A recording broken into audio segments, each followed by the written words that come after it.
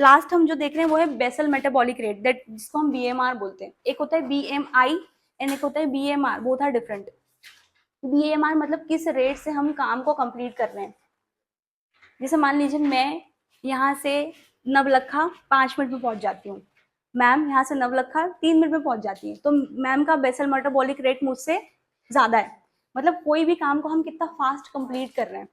वैसे ही हमारे internal organs का भी है। मैं खाना मैंने एक रोटी खाई और मैं 2 घंटे में डाइजेस्ट कर रही हूँ, मैम ने एक रोटी खाई और वो 1 घंटे में डाइजेस्ट कर रही है, तो उनका बेसल मेटाबॉलिक रेट मुझसे ज्यादा है। तो ये बेसल मेटाबॉलिक रेट क्या होता है, प्रेगनेंसी के टाइम क्या होना चाहिए, बढ़ना चाहिए।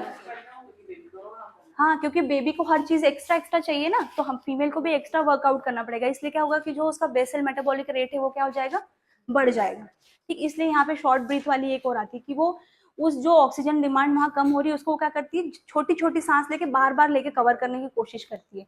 वो सोचती है कि मतलब बॉडी सोचती है कि जो आ रहा है उसको जल्दी जल्दी निकालू और फास्ट फास्ट फास्ट में क्या करूँ, ऑक्सीजन लेते जाऊं। समझ में आया। कैल्शियम और आयरन का भी जो इंटेक होता है, रिक्वायरमेंट होती है, वो बढ़ जाती है।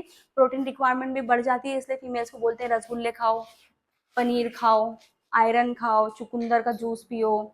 ठीक है, कैल्शियम के सप्लीमेंट्स लो। ये सब क्यों होता है, क्योंकि बेसल मेटाबॉलिक रेट बढ़ रहा है।